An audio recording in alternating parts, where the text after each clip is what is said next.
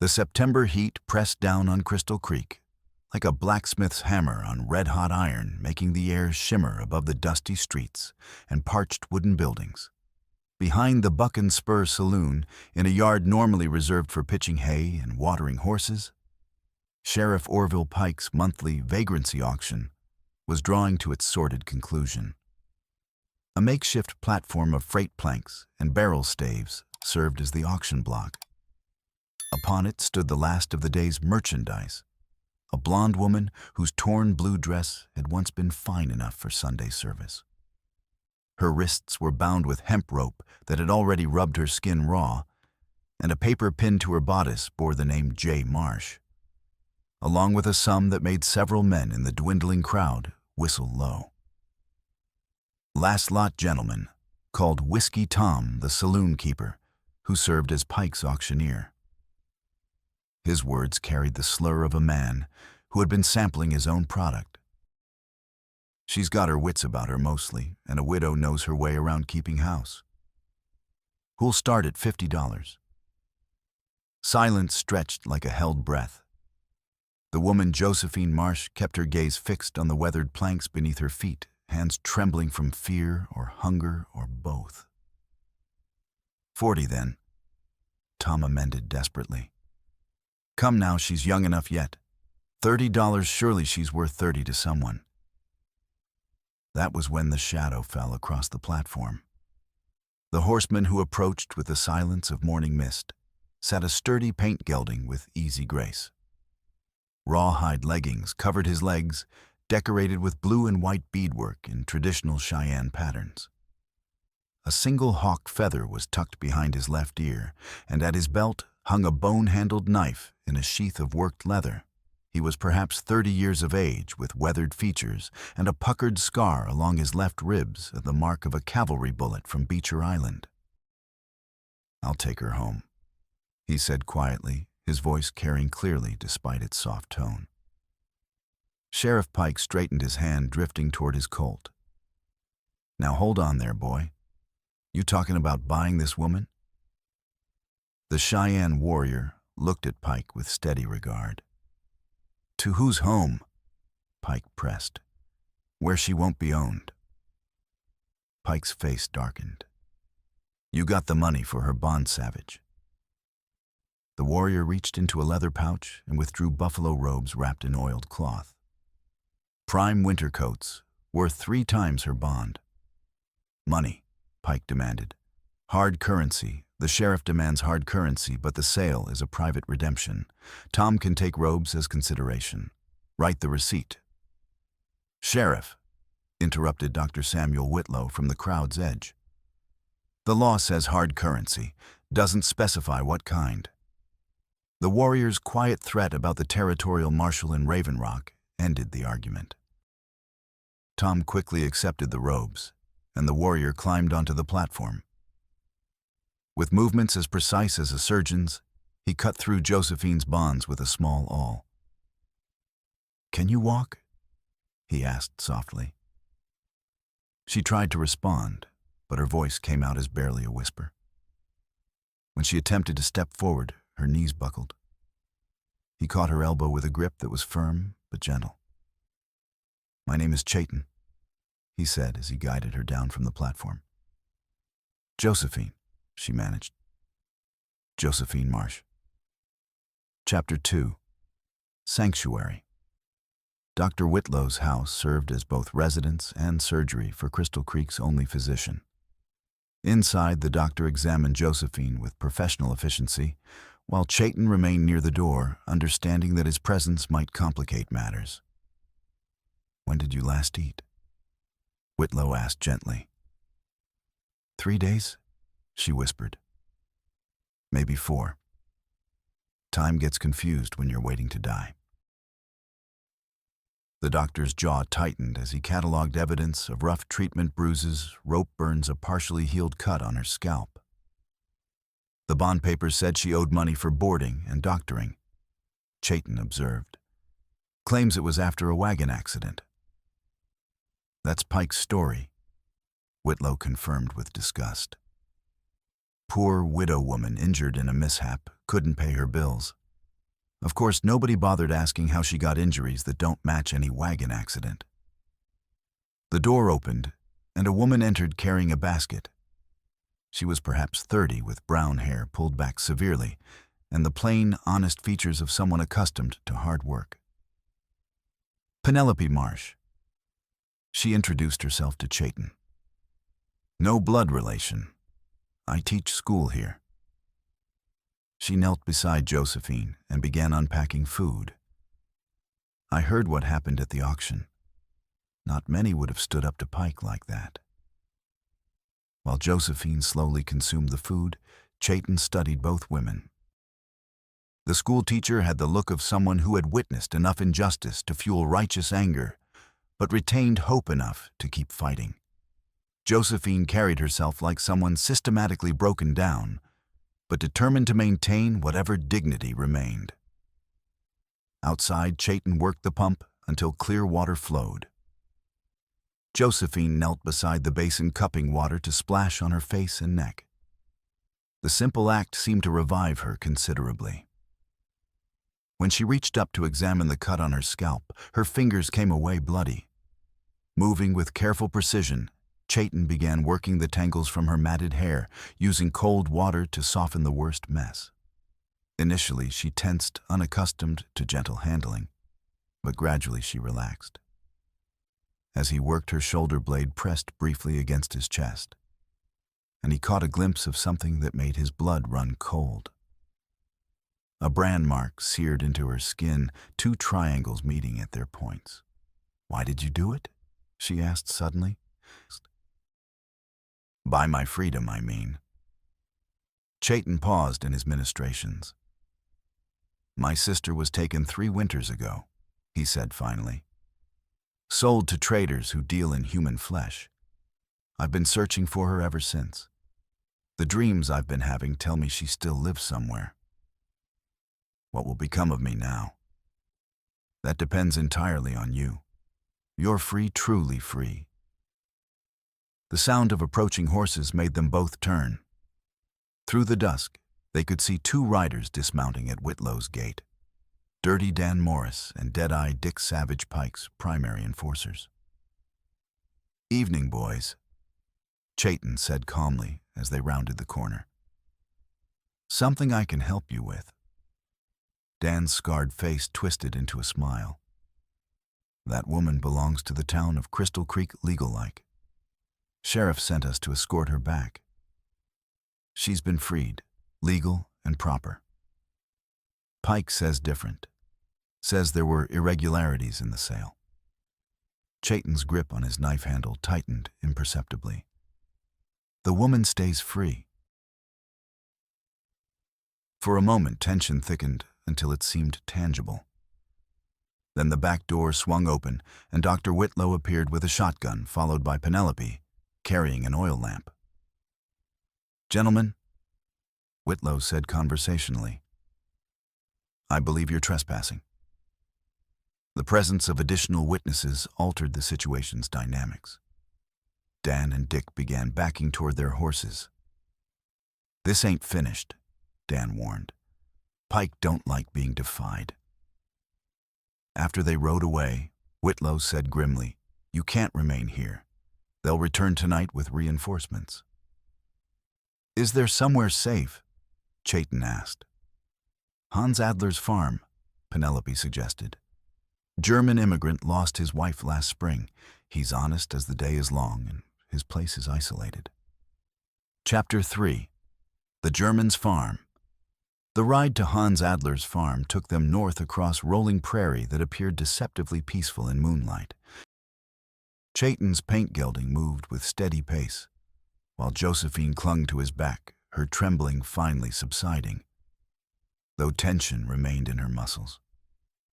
Hans Adler met them at his gate, a man of 40, built like a beer barrel, with arms like tree trunks. "You are welcome here," he said simply in thickly accented English. "The lady can have my late wife's room. You can sleep in the barn, is comfortable there." A boy of perhaps 10 appeared in the doorway. "This is Ulysses," Hans said, ruffling the child's hair. He is curious about everything, but he knows when silence is golden. "Are you a real Indian warrior?" the boy asked with childhood's directness. "I am Cheyenne," Chayton said gravely. "My people call themselves the Tsitsistas, which means the people." Tsitsistas. Ulysses repeated carefully, then grinned.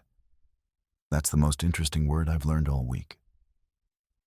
Inside, Hans provided simple but satisfying fare, while Chayton evaluated their surroundings. The house was solidly constructed with thick walls and small windows.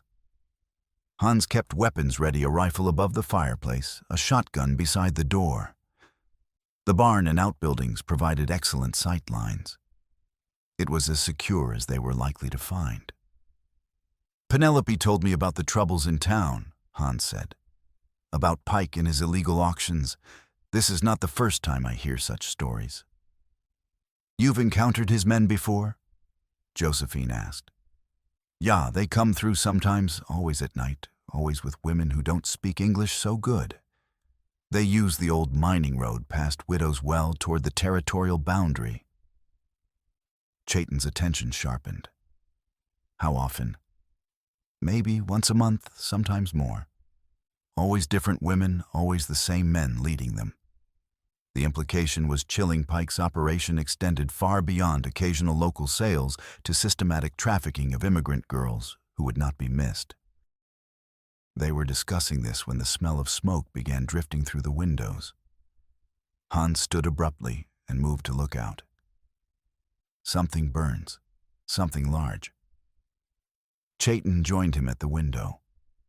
To the east, an orange glow was painting the horizon. "Brush fire," he said grimly. "Moving this direction with the wind and moving fast." They exploded into desperate activity. Hans grabbed fire buckets while Ulysses ran to rouse the livestock. The fire was advancing faster than anticipated, driven by relentless prairie wind. Already they could hear distant crackling and see sparks dancing against the star-filled sky. "The creek!" Hans shouted over the growing roar. "We make fire breaks at the creek bed." They had perhaps 20 minutes.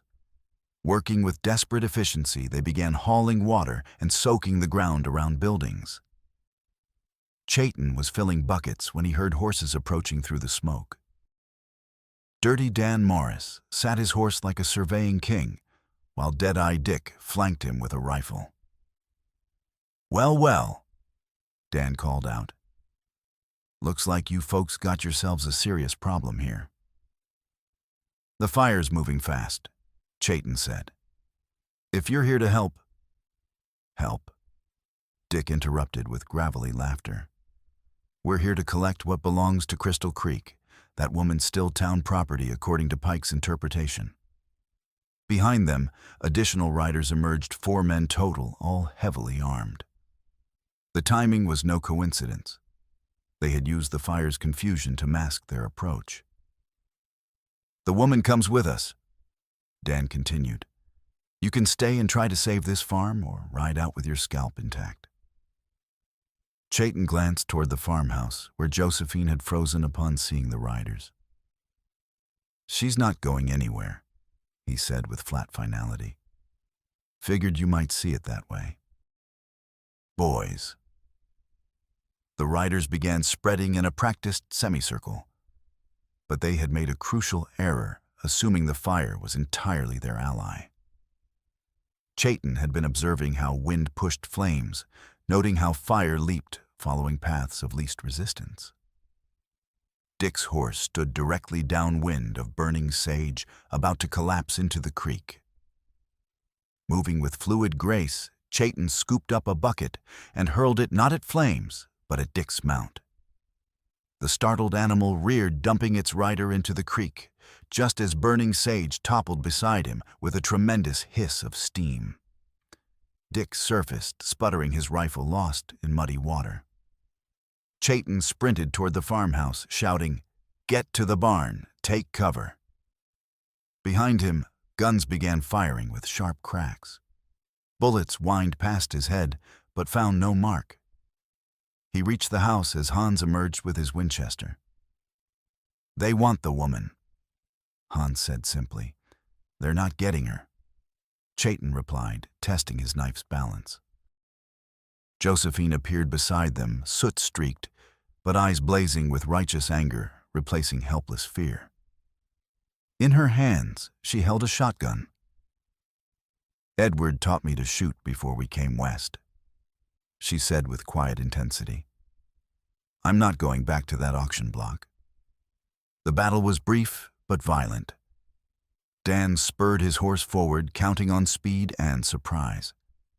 But Hans was ready, his rifle booming as he put a .44-40 slug through the horse's chest. The animal went down, pinning Dan beneath its weight. Dead-Eye Dick charged on foot with revolvers in both hands. Josephine met his attack with both barrels, the buckshot taking him center mass and spinning him like a child's top. He was dead before hitting ground. One remaining rider wheeled and fled. The other tried charging directly. Chayton was waiting with hunter's patience, flowing past the horse's hooves and coming up alongside the rider with deadly precision. His knife found the gap between ribs, and the man toppled, already dying. Dan, trapped beneath his dead horse with apparent broken arm, made a final desperate attempt to draw his sidearm. Hans ended his struggles with a single well-placed shot. The prairie fire reached the creek as the last of Pike's men fell silent. For terrifying moments, it seemed flames might leap the water barrier, but wet ground around farm buildings held the fire back long enough for the main blaze to pass, leaving behind a landscape resembling some burned-out planet. In the sudden quiet, they took inventory with methodical thoroughness. 3 men lay dead, and Pike now knew exactly where to find them. "We can't remain here," Chayton said. "Pike will blame Hans, and neither he nor Ulysses will be safe." Hans nodded slowly, surveying the farm built with his own hands. "Yeah, I know this. But where do we go?" "Raven Rock," Josephine said with growing conviction. "The Territorial Marshal's office. If we can reach them with proof of Pike's crimes, federal law will protect us." "What proof do we have?" Hans asked. "The mine. Edward's papers are hidden somewhere out there, and Pike's been using those mining roads to transport captive women. There has to be evidence." Chayton considered the proposal. Undeniably dangerous, but their best hope of ending Pike's operation permanently rather than simply running. "It means going back toward town," he warned, "directly into Pike's stronghold." "I understand," Josephine said firmly. "But I refuse to spend my life running from that man. Edward died for that claim, and I intend to make his death accomplish something meaningful." Looking at her in the fire's dying light, face streaked with soot and fierce determination, Chayton saw not the broken woman sold at auction, but someone who had discovered her own strength in desperate circumstances. "Then we go to the mine," he said simply. "All of us together." Chapter 4. The journey dawn came gray and smoke-hazed over the blackened prairie, revealing a landscape resembling the world's end. The fire had moved south, leaving thousands of acres of ash and twisted sage skeletons that would not see green until spring rains returned. In this desolate wasteland, 5 figures moved with careful purpose. Chayton led on his paint gelding with Josephine behind him. Hans followed on his Belgian plow mare, young Ulysses, behind his father, while a pack mule carried salvaged supplies. The Widow's Well mine lay 10 miles southeast, accessible by mining roads carved during the brief silver boom of the early 1860s. Most claims had played out within years, leaving abandoned shafts, and the isolation men like Pike found useful for activities that couldn't bear public scrutiny. They had traveled perhaps 2 hours when Chayton raised his hand for halt. Ahead, through drifting smoke, they could see riders moving parallel to their course. Even at distance, the purposeful way the men sat their horses made intentions clear. "Pike's men?" Hans asked quietly. Chayton nodded, counting visible riders. 8 that I can see, probably more behind the smoke. They had expected pursuit, but not so soon or in such numbers. Pike had decided the previous night's events represented direct challenge to his authority, one requiring substantial response. The sheriff was hunting them like dangerous predators, threatening his entire operation. "Can we circle around them?" Josephine asked steadily. Chayton studied terrain ahead, weighing limited options. North lay open prairie with minimal cover, while south would take them deeper into Pike's territory. Mining roads offered the most direct route, but also the most predictable path for pursuers. "We follow watercourses," he decided. "Creek beds and washes will hide our tracks and give us cover." They turned west toward a dry creek bed, wandering through burned landscape like a serpent's track. Water was shallow and muddy, stained with ash, but would conceal hoofprints and mask scent from tracking dogs Pike might have brought. Progress was slow and treacherous. Creek banks were undercut in many places, threatening collapse, while hidden holes made every step hazardous. But concealment was excellent, and they made steady progress without being spotted by search parties combing the area. Young Ulysses first noticed they were being followed more closely than realized. The boy had been watching their back trail with natural alertness, tugging insistently on his father's sleeve. "Papa," he whispered urgently, pointing toward a low ridge they had passed 30 minutes earlier. "There are men on that hill, and they're watching us." Hans squinted through drifting smoke, then muttered German curses. 2 riders sat their horses on the ridge line, close enough to keep fugitives in sight, but far enough to avoid immediate danger. They were being herded like cattle toward some predetermined destination, where Pike's forces could spring their trap. "They're pushing us toward the mine," Chayton realized with growing alarm. "Pike knows exactly where we're going." The knowledge changed everything. What had seemed their best hope for finding evidence was now clearly revealed as a trap designed to lure them into a killing ground of Pike's choosing. But they had traveled too far and risked too much to turn back, and nowhere else would be any safer. Their only remaining advantage was that Pike's men expected them to walk blindly into ambush. If they could approach from an unexpected direction, they might turn the trap against its creators. "There's an old supply road approaching from the west," Josephine said when Chayton explained his reasoning. "Edward showed it to me when we visited the claim together. It's overgrown now, barely visible, but it leads to the back side where the main shaft opens." "Can you find it again?" "I believe so. It starts near Cottonwood Spring, about 3 miles from here." They altered course following the creek until it curved west and brought them within sight of their target. The supply road, when located, was indeed barely visible, twin ruts in prairie grass softened by years of wind and weather. But it offered concealment and a way to approach without using main roads Pike's men would certainly be watching. The abandoned track led through country that had escaped the fire, where autumn grass still stood tall and golden. It was beautiful land that made settlers understand why people fought and died for the chance to call such places home. But beauty was a luxury they couldn't afford, while armed men hunted them with lethal intent. They had covered perhaps half the remaining distance when the first shots rang out across morning stillness. Bullets came from their right flank, fired from scrub oak, providing excellent cover for hidden marksmen. Range was extended for accurate pistol work, but one slug came close enough to clip twigs beside Hans's horse, causing the animal to shy nervously. "Down!" Chayton shouted, sliding from his saddle and pulling Josephine with him.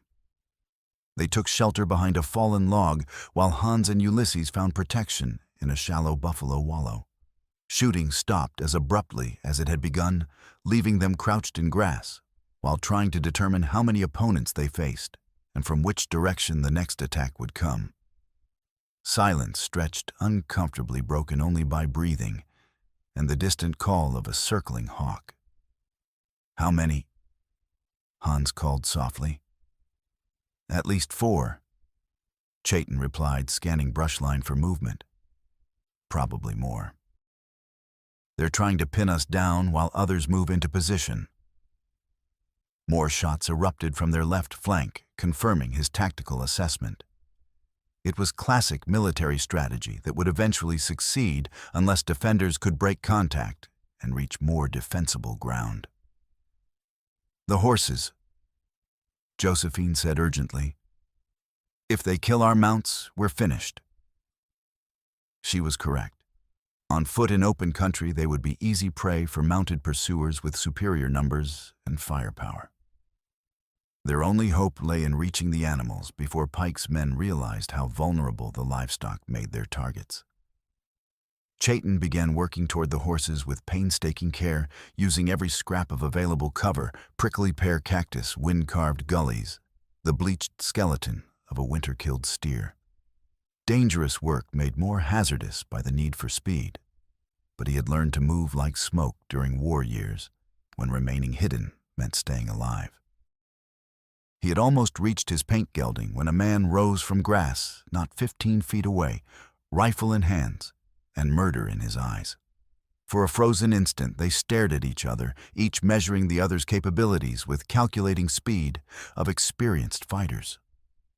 The rifleman was young, perhaps 25, with the hard face that came from too many years of questionable employment. He wore ranch hand clothes, but his gun belt and professional carriage marked him as something far more dangerous, one of Pike's hired killers, a man who accepted money for ending lives and slept peacefully afterward. Time seemed to slow to Honey's pace. The rifleman began swinging his weapon toward Chayton, while the warrior calculated distances, angles, and fractional seconds that would determine whether he lived or died in this patch of burned prairie grass. Chayton's knife left his hand in motion too swift for human eyes to follow, completely spinning end over end with deadly precision. The blade took the rifleman squarely in the chest, driving deep between ribs to find his heart with accuracy that came from years of unfortunate practice. The man's eyes widened with surprise, then emptied of life as he toppled into grass that would become his unmarked grave.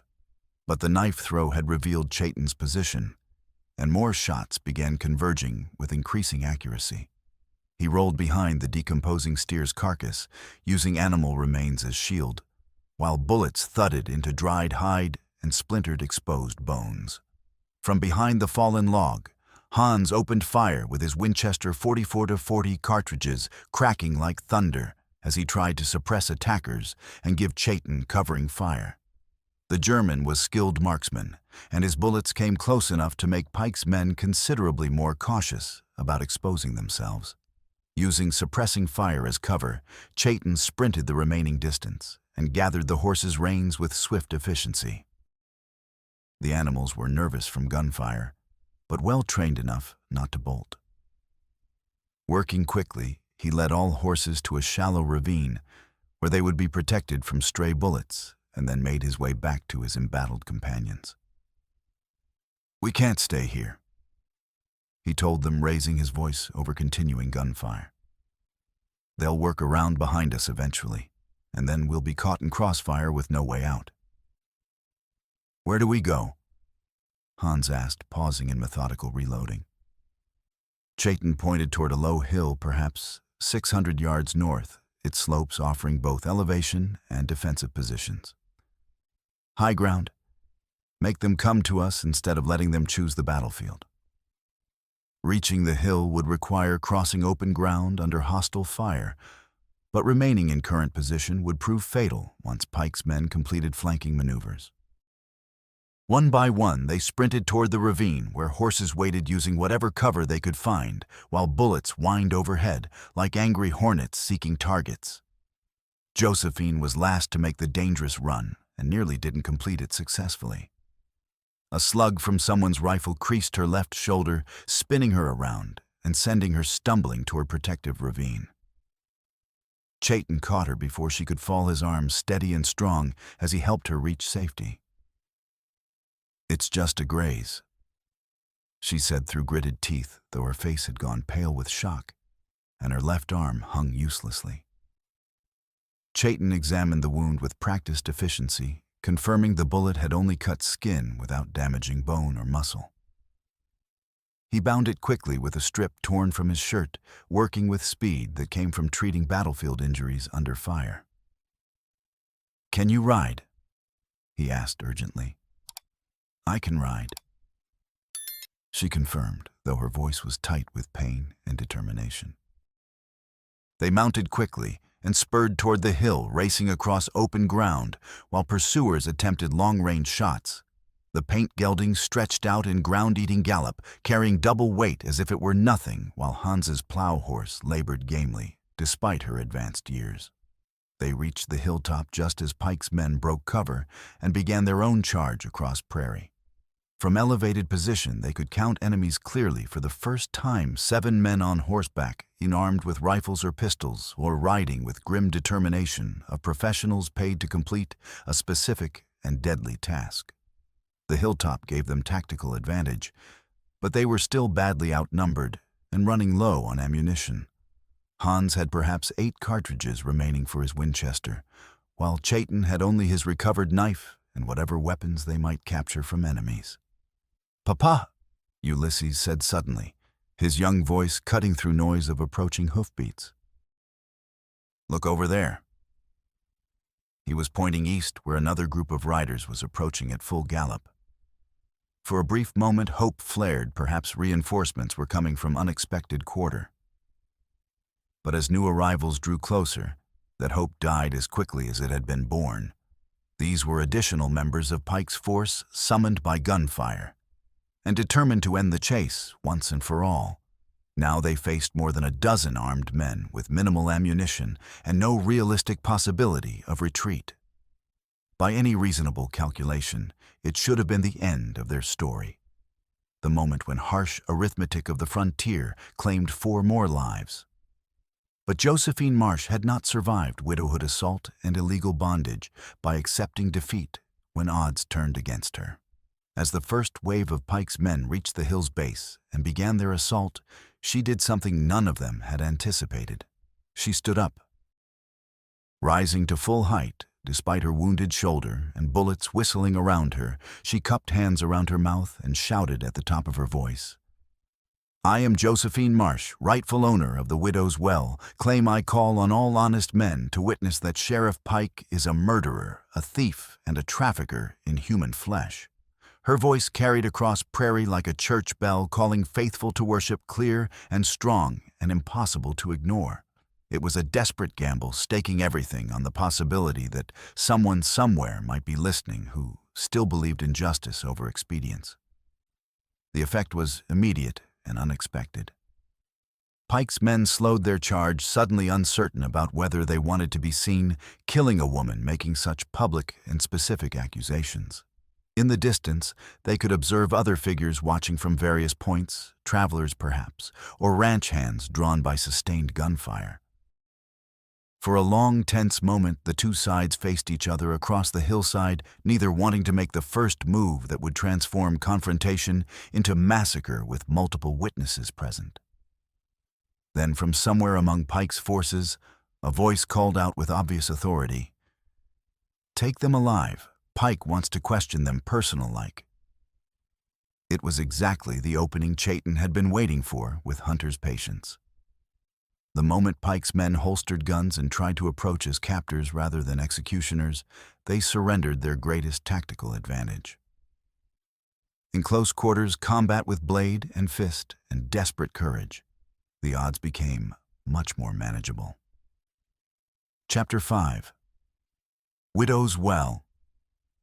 But Pike's men were professionals who understood the danger of close combat.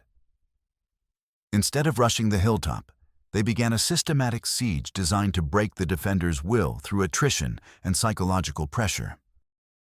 For 3 days and nights, they maintained their positions around the hill, taking pot shots at anyone who showed themselves, while gradually tightening the noose. They had cut off access to water, forcing the defenders to ration their remaining supply while the autumn sun beat down mercilessly. Worse, they had started small fires upwind, sending smoke across the hilltop to make breathing difficult and sleep nearly impossible. On the second night, Hans developed a fever from an infected bullet graze on his arm. Despite Dr. Whitlow's earlier ministrations, the wound had become inflamed during their arduous journey. He lay delirious, muttering in German, while his son held vigil beside him, with the stoic courage of a child forced to grow up too quickly. "Papa keeps talking about Mama," Ulysses whispered to Josephine during a brief lull in the harassment fire. "He says she's calling to him from across a great river." Josephine smoothed the boy's unruly hair with her good hand, her heart breaking for this child who had already lost so much. "Your father is a brave man," she said softly. "Whatever happens, remember that he chose to stand with us when he could have turned away." On the third morning, Hans rallied briefly, his fever breaking just as the sun crested the horizon. He gripped Chayton's arm with surprising strength for a dying man. "The mine," he gasped in heavily accented English. "There is something Penelope told me. The school teacher, she said there are symbols carved in the rock. Indian symbols. Your sister, she may have left message." Chayton's blood chilled. In his dreams, he had seen Rayan carving frantically into stone, trying to leave some record of her presence for those who might come searching. If Hans was right, if there were actually Cheyenne symbols in the mine. "Where?" he asked urgently. "Where in the mine?" But Hans's brief moment of clarity was fading. His eyes lost focus and his breathing became shallow and labored. By noon, he was gone, his weathered hand still clasped in his son's small fingers.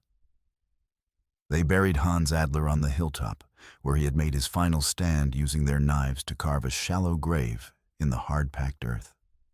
It was poor resting place for a man who had built a farm with his own hands, but it was all they could offer under the circumstances. That afternoon, Pike's men tried a new tactic.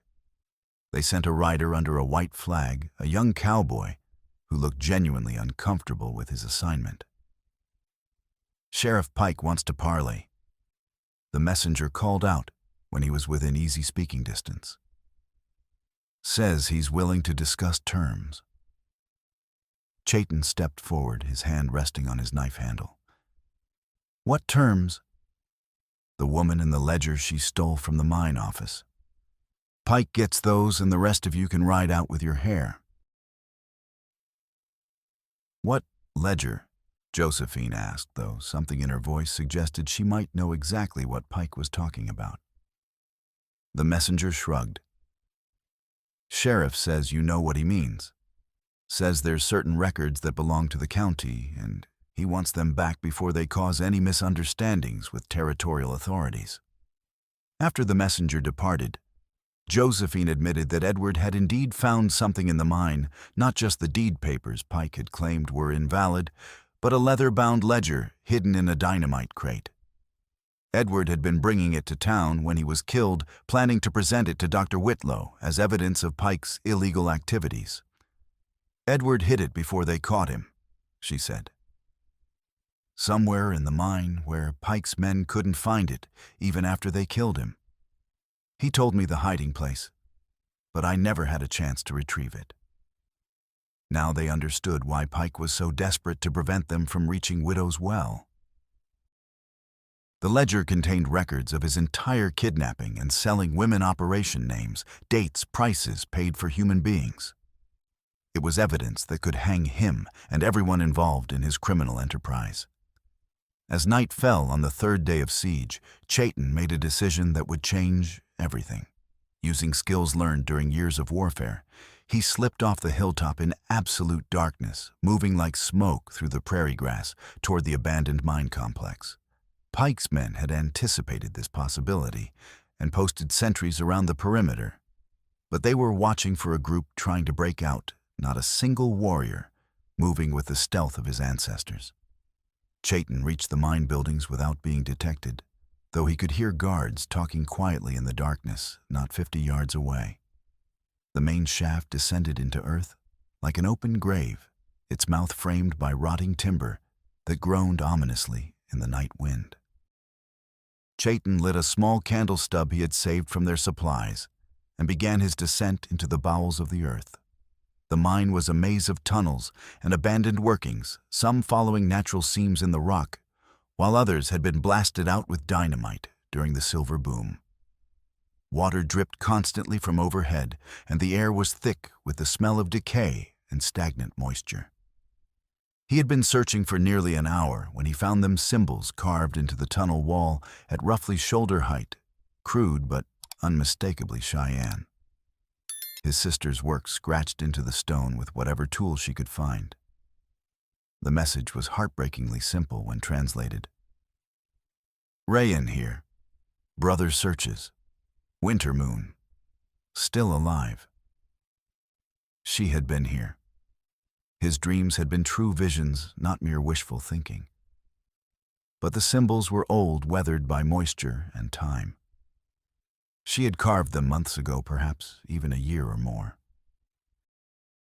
There was no way to know if she was still alive, still a prisoner somewhere in Pike's network. It was then that he heard voices echoing from deeper in the mine. Not guards, but the weak, frightened whispers of women, trying to comfort each other in their captivity. Pike was still using the mine to hold prisoners, and some of them were down there right now. Following the sounds through a maze of interconnected tunnels, Chayton eventually found them 7 women imprisoned in a natural cavern that had been fitted with iron bars across its mouth.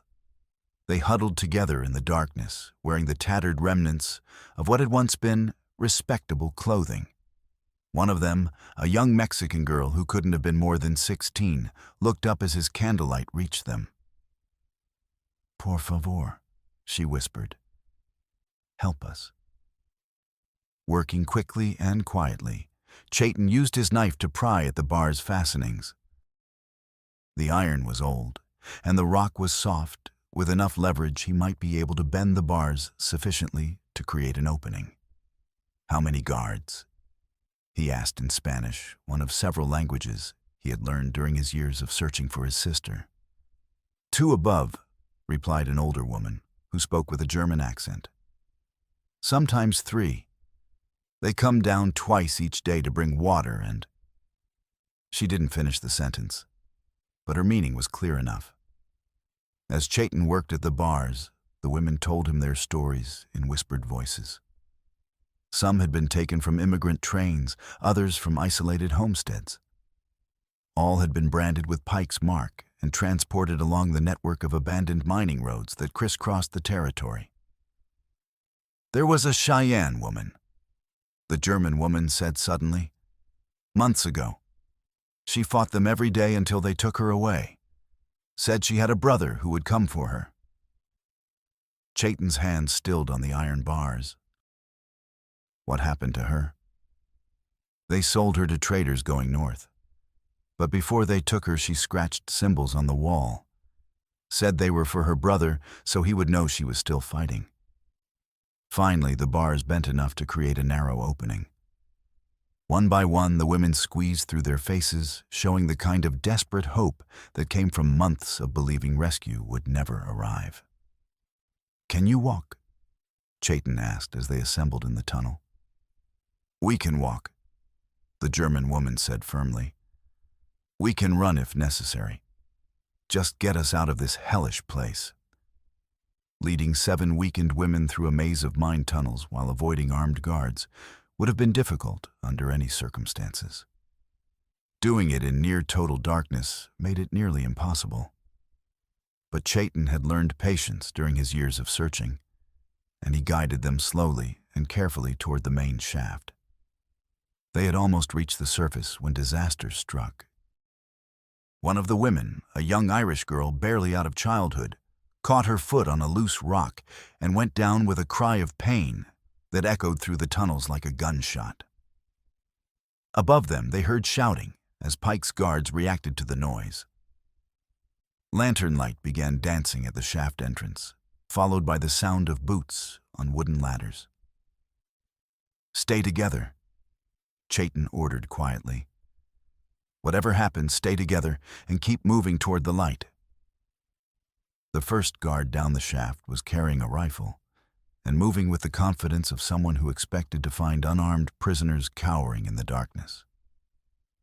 He never saw Chayton's knife until it was too late. The blade took him in the throat with surgical precision, dropping him without a sound. But the second guard was more cautious, hanging back at the shaft entrance and calling for reinforcements. Within minutes, the tunnel was alive, with armed men carrying lanterns and shouting orders to each other in the confined space. It was then that the explosion shook the entire mine complex. Chapter 6: Fire in the Earth. Above ground. Josephine had made her own desperate decision. With Chayton missing and Hans dead, she and young Ulysses faced the certainty of being overwhelmed when Pike's patience finally ran out. But she had noticed something during their siege: several wooden buildings near the mine entrance, including an old powder magazine where blasting charges had once been stored. Working by moonlight, while Pike's men maintained their positions around the hill, she and Ulysses had gathered every scrap of combustible material they could find: dried grass, deadfall timber, even strips torn from their own clothing. If they could create enough of a distraction, Chayton might have a chance to escape with whoever he had found in the mine. The fire started small, just a carefully tended flame hidden behind a boulder where the sentries couldn't see it. But once it caught the dry grass, it spread with terrifying speed across the hillside toward the mine buildings. Pike's men reacted with predictable alarm, abandoning their siege positions to fight the flames before they could spread to the powder magazine. But Josephine had planned for this. She and Ulysses had already positioned themselves near the magazine's entrance, with a burning brand waiting for the right moment. When the explosion came, it lifted the entire building into the air in a column of fire and smoke that could be seen for 20 miles. The concussion knocked men off their feet and sent horses bolting in panic across the prairie. More importantly, it opened fissures in the mine shaft that allowed smoke and flame to pour into the underground tunnels. In the chaos that followed, Chayton led his group of rescued women toward the surface, through passages rapidly filling with smoke and debris. The explosion had caused several tunnel collapses, forcing them to find alternate routes, while fighting against time and the growing danger of suffocation. They emerged from the mine shaft into a scene from some medieval vision of hell. Buildings were burning throughout the complex, while Pike's men struggled to maintain control of their panicked horses.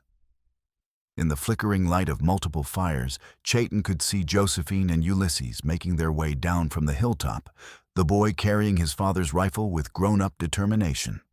But Pike himself was nowhere to be seen, and Chayton's warrior instincts told him the corrupt sheriff would not simply flee without making one final attempt to eliminate the witnesses to his crimes. The answer came in the form of rifle fire from an unexpected direction, not from the scattered guards below, but from the old headframe that stood silhouetted against the burning buildings. Pike had climbed the wooden structure to gain a commanding view of the battlefield, and he was methodically picking off targets with the cold precision of a professional killer. His first shot took down one of Pike's own men who had panicked and run toward the horses. His second shot narrowly missed Josephine as she helped one of the rescued women across open ground. It was clear that Pike intended to eliminate everyone present, rather than allow any witnesses to survive. Chayton found himself in an impossible position. The headframe was too far for an accurate knife throw, and he had no rifle to return Pike's fire. Worse, the women he had rescued were exposed in the open ground between the mine buildings, easy targets for a marksman with elevated position and clear sight lines. It was Ulysses who provided the solution, though, at a cost that would haunt Chayton for years afterward. The boy appeared beside them, carrying not just his father's rifle, but also a bundle of dynamite sticks he had somehow recovered from the destroyed magazine.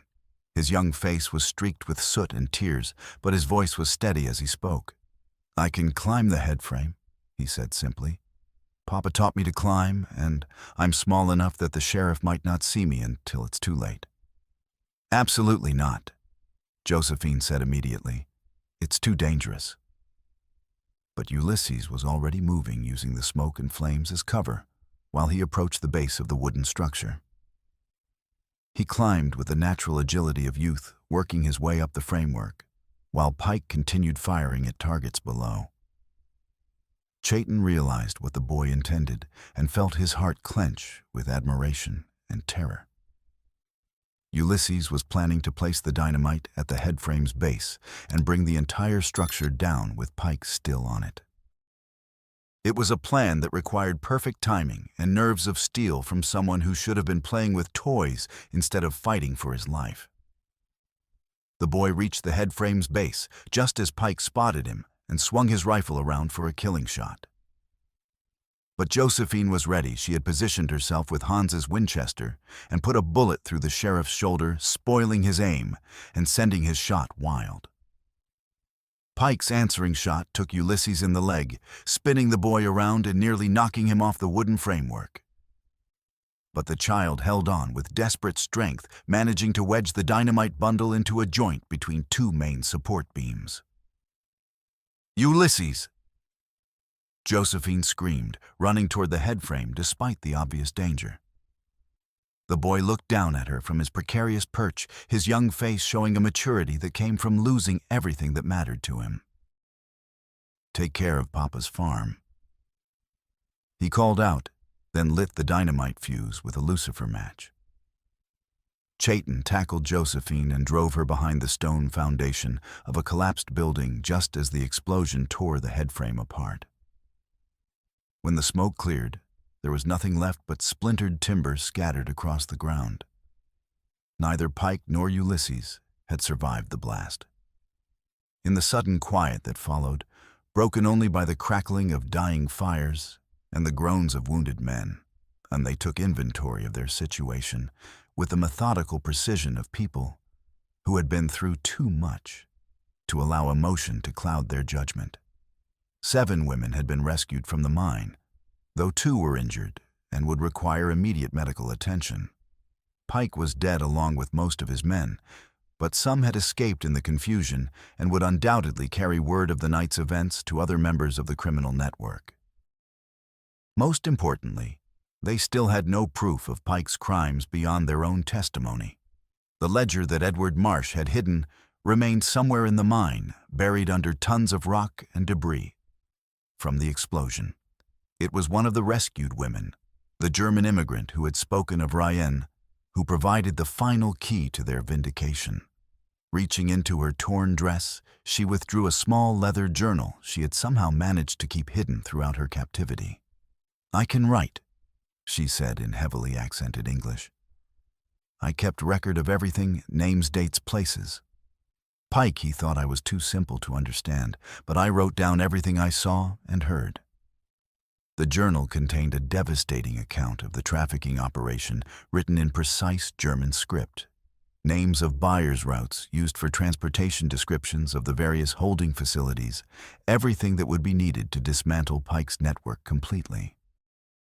But even with this evidence, they faced the problem of getting it to authorities who could act on the information. Pike had corrupted local law enforcement, and his men still controlled many of the roads leading out of the territory. The solution came from an unexpected source. As dawn broke over the smoldering ruins of the mine complex, they were approached by a group of riders carrying the distinctive blue uniforms of the 10th U.S. Cavalry. Leading them was a captain, whose weathered face showed the kind of experience that came from years of frontier service. Captain Marcus Sullivan, 10th U.S. Cavalry. He introduced himself with military precision. "We saw the smoke and heard the explosions. Came to investigate what appeared to be a significant engagement. The 10th U.S. Cavalry, the legendary Buffalo Soldiers, whose reputation for integrity was known throughout the territory. If anyone could be trusted to handle Pike's criminal network properly, it would be these men who had dedicated their lives to bringing order to the frontier."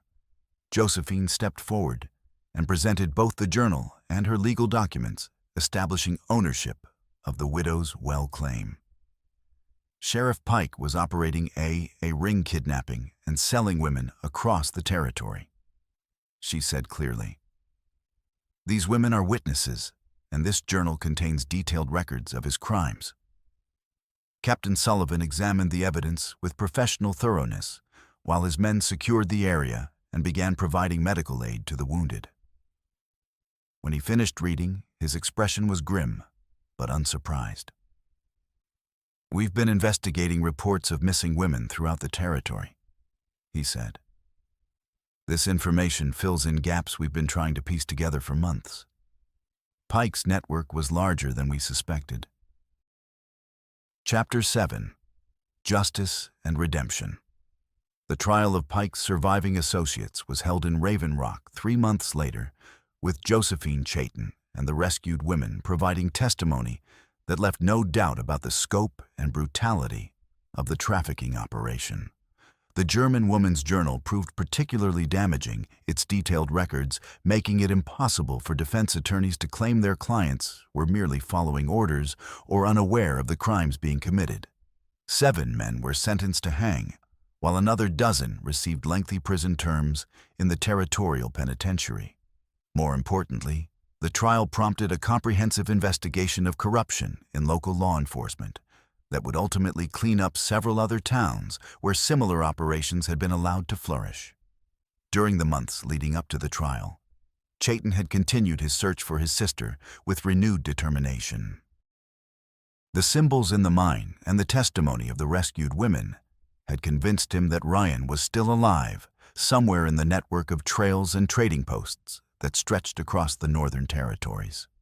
His search finally ended on a cold morning in December, when he found her working as a translator for a missionary family near the Canadian border.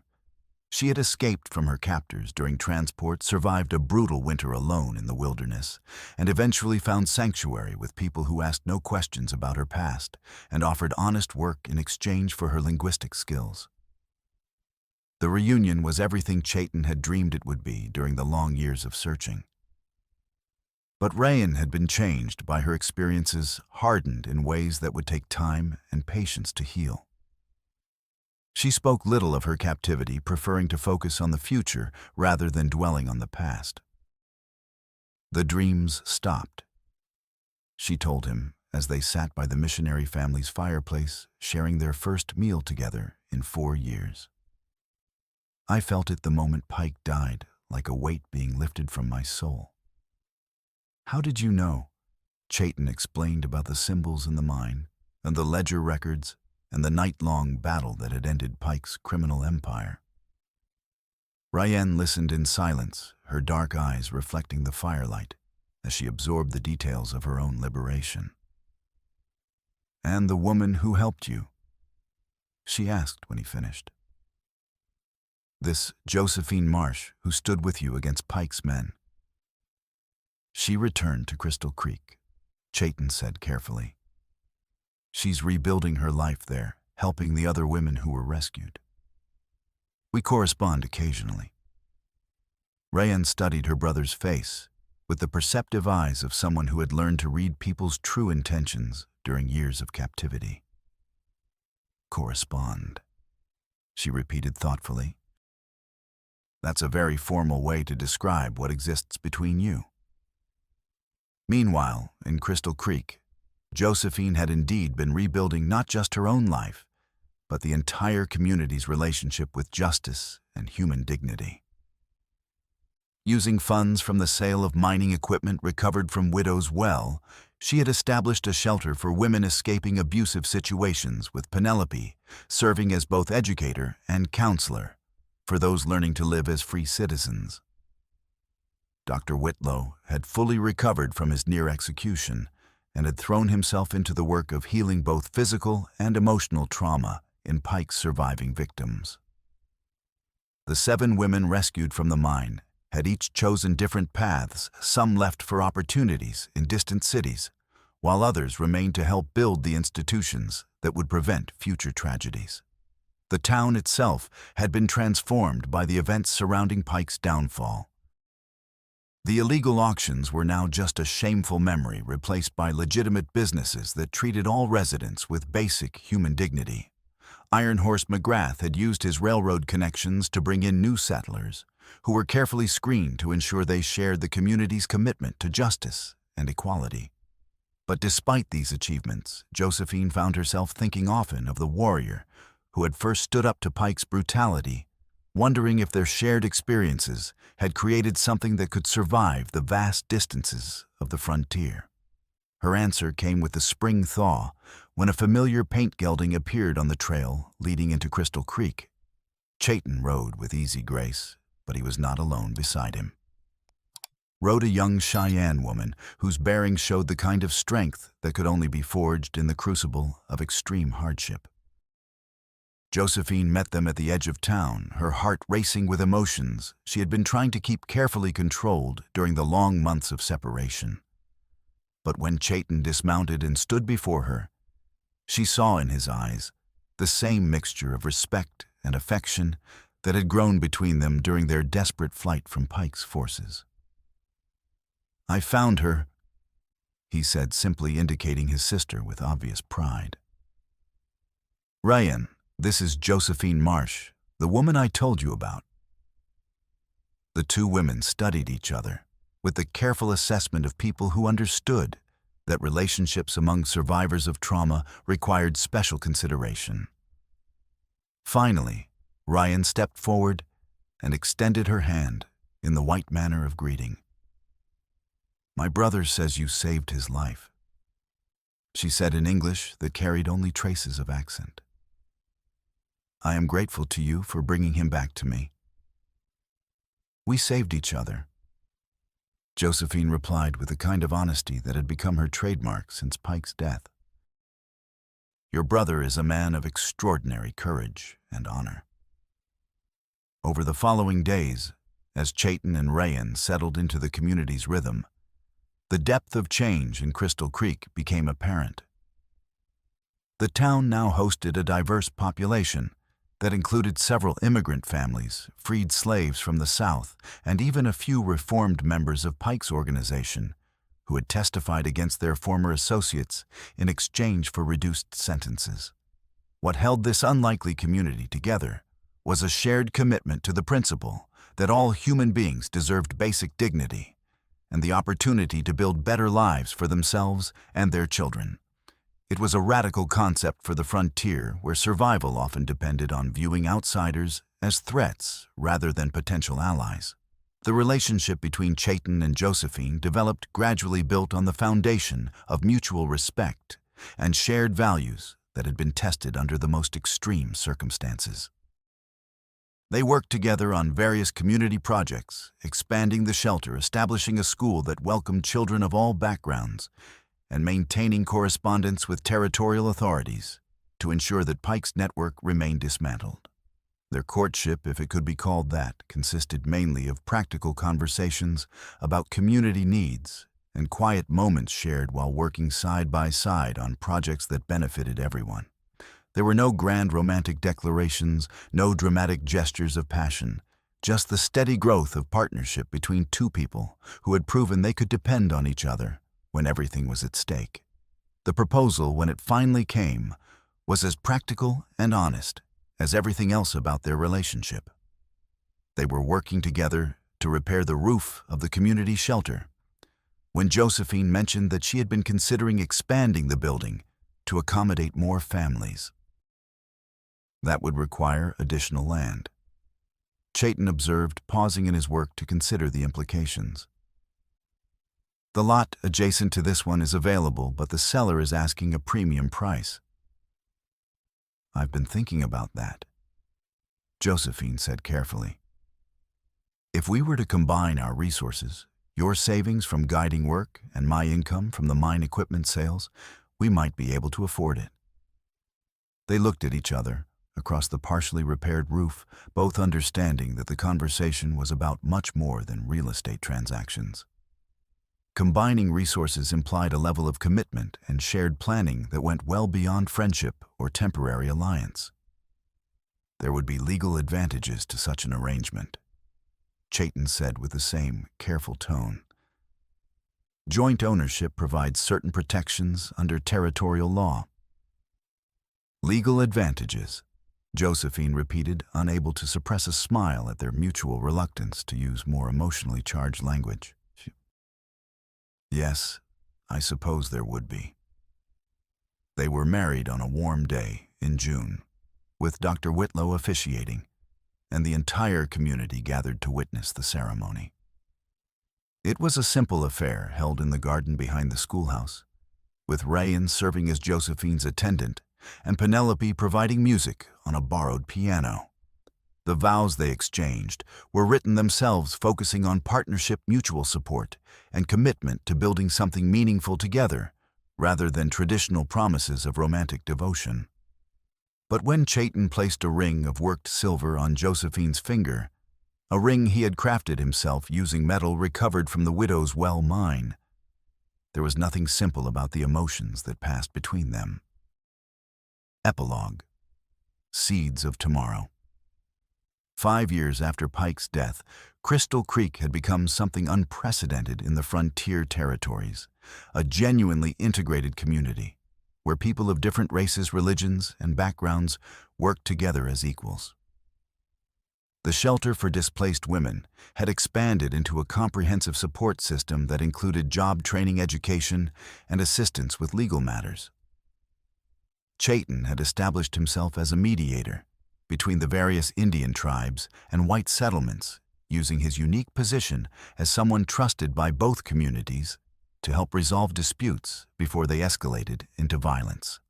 His work had prevented several potential conflicts and earned him respect from territorial authorities who recognized the value of his diplomatic skills.